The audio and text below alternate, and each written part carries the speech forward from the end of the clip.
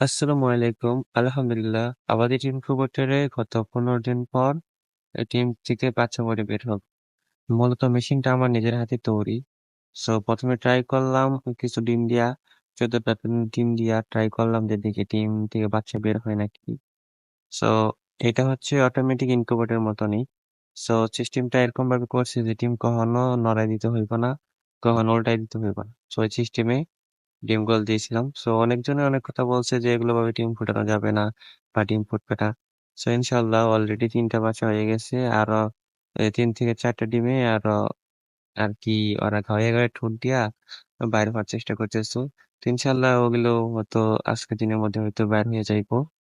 So যারা বলছেন যে এইভাবে ডিম ফোটানো যাবে না, সো তাদের জন্য এই ভিডিওটা। ঠিক আছে? সো এটা হচ্ছে টেকনিক। এই টেকনিক অবলম্বন করলে আপনি কিন্তু অবশ্যই ডিম হাতে ঘোরানো থেকে আপনি ডিমের থেকে বাচ্চা ফোটাতে পারবেন। আপনার হাত দিয়ে আর ডিম উল্টে দিতে হইব না।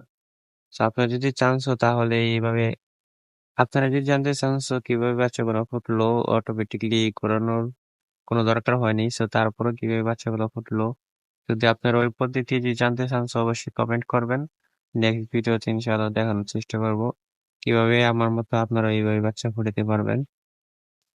তো আজকের ভিডিওটা এই পর্যন্তই। আশা করি ভালো লাগবে সবার কাছে। যদি ভিডিওটি ভালো লাগে অবশ্যই লাইক, কমেন্ট, সাবস্ক্রাইব করে আমাদের পাশে থাকবেন। আর আপনাদের মতামত কি অবশ্যই কমেন্ট বক্সে বলবেন।